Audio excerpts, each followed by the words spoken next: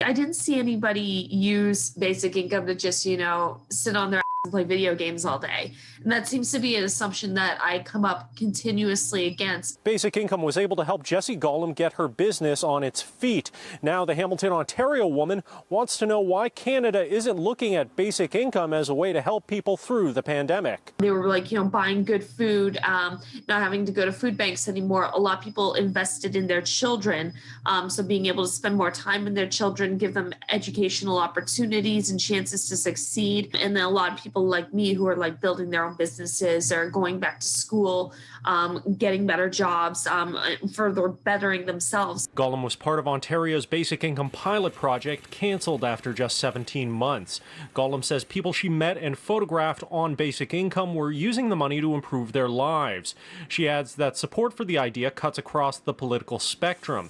The Ontario pilot project was partially designed by ex-Conservative Senator Hugh Segal, while the NDP have called for a basic income in the House of Commons. In September, Liberal MPs named it their top policy priority, but in December, Justin Trudeau said he didn't see a path forward for it. The Prime Minister said we can't see a path for basic income right now, and I'm wondering, why can't you? There's a pandemic. Despite being the smallest party in the House of Commons, the Greens are pushing for Canada to look at basic income now, especially as more work is automated or moved overseas.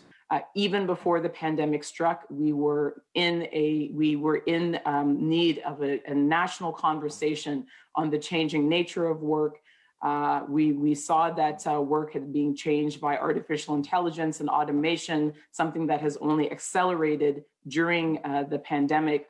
And so this was already a critical conversation, and it's now one that has become urgent. Now, Ontario's basic income pilot project was scrapped by the current PC government, but formal research into that pilot has been published. In a 2019 article for the Journal of Poverty, sociologists from Appalachian State University and the University of Manitoba found that people on the basic income pilot had improved health and housing situations, and that basic income offered more incentives to work than traditional social welfare. In Ottawa, Xiaoli Li, City News.